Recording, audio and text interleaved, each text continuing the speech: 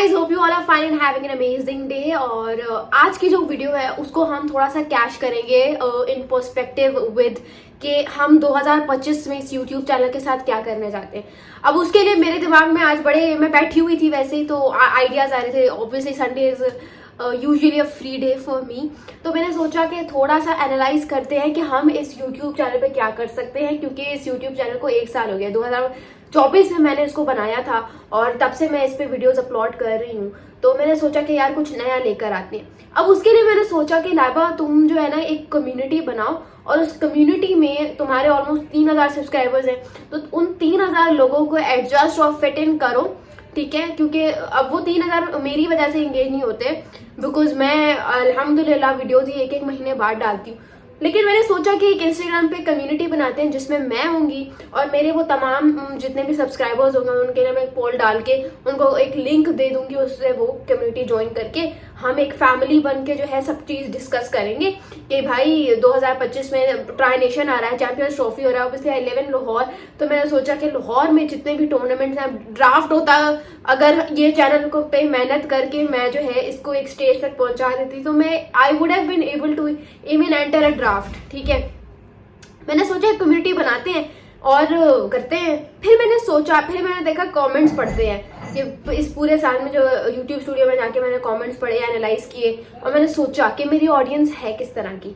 अब जब मैंने उस ऑडियंस को पढ़ा तो अनफॉर्चुनेटली 100% में से 80% ऑडियंस ऐसी है जिनके कमेंट्स इतने फालतू, इतने ऊटपटांग होते हैं कि उनको पढ़ने का मेरा दिल नहीं कर रहा था। अब मैं अगर कमेंट्स फॉर एग्जांपल आपके जवाब नहीं दे रही तो दैट डजंट मीन कि मुझे कुछ फील नहीं होता, ठीक है।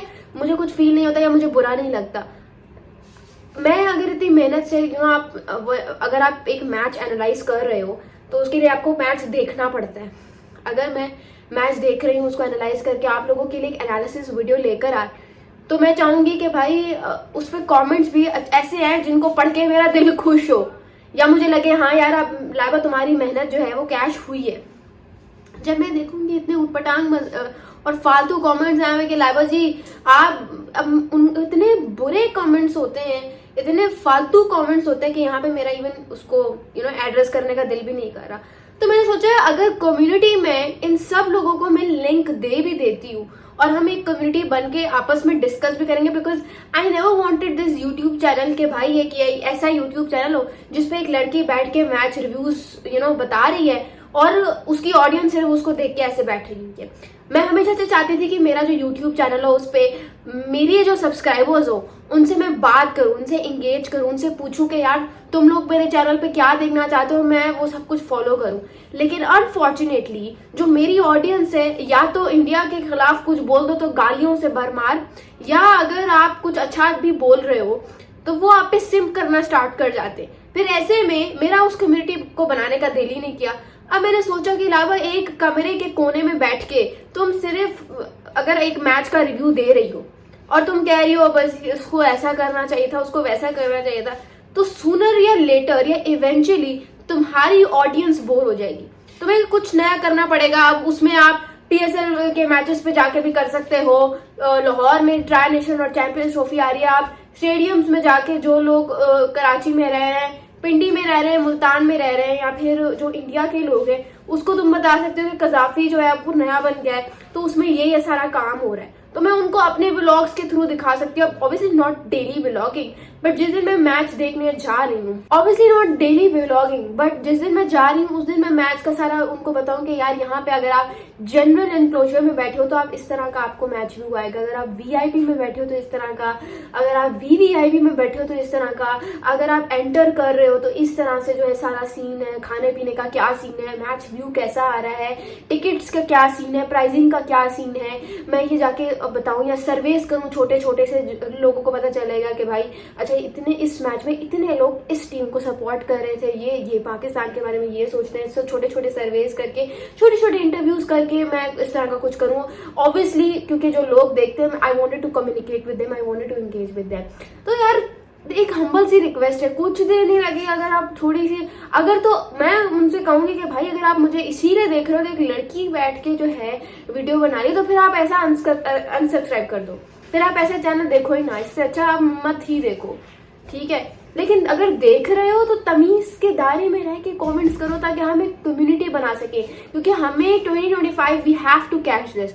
हमें एक ऐसा चैनल इसमें बनाना है इस 2025 के साल में जो आपके लिए भी फायदेमंद साबित हो और मेरे लिए भी थोड़ा सा उसका इन्फ्लुएंस हो कि हाँ लाइबा यार तुम कुछ कर रही हो या तुम्हें इस चैनल से कुछ अचीव हो रहा है। इसीलिए मैंने सोचा कि लाइबा ये जो तुमने एक अपना एक शेल बनाया हुआ है इससे बाहर निकलो और फिर अपने असली तप्पड़ तुम्हारे अंदर तब है जब तुम इस शेल से बाहर निकल के कुछ करके दिखाओगे।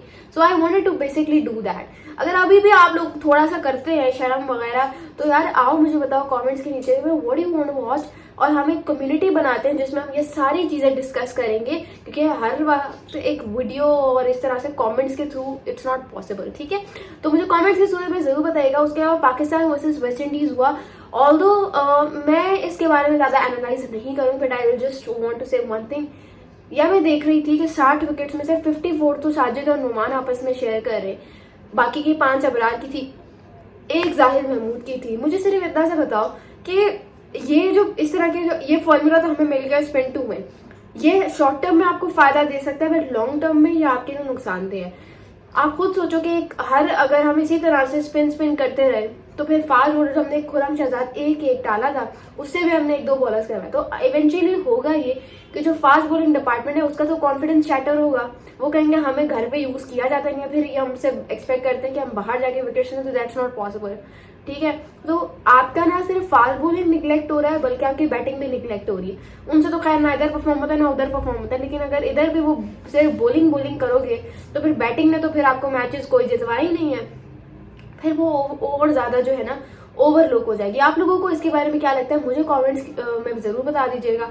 एंड अगला वर्ल्ड टेस्ट चैंपियनशिप तो मुझे लग रहा है साइकिल हमारे लिए बहुत ईजी है, क्योंकि उसमें श्रीलंका भी घर आएगी, न्यूजीलैंड भी घर आएगी, साउथ अफ्रीका भी घर आएगी। So it will be very easy for you कि आप आराम से वर्ल्ड टेस्ट चैंपियनशिप फाइनल खेलो। लेकिन यहाँ पे आपको देखना पड़ेगा कि यार पिच ऐसी बनाओ कि जो सिर्फ और सिर्फ स्पिन को ना फेवर दे, फास्ट बॉलर्स के लिए भी उसमें कुछ हो। आप लोगों को क्या लगता है मुझे कमेंट्स में जरूर बताइएगा। Thank you so much, this is Laiba Pasi signing off.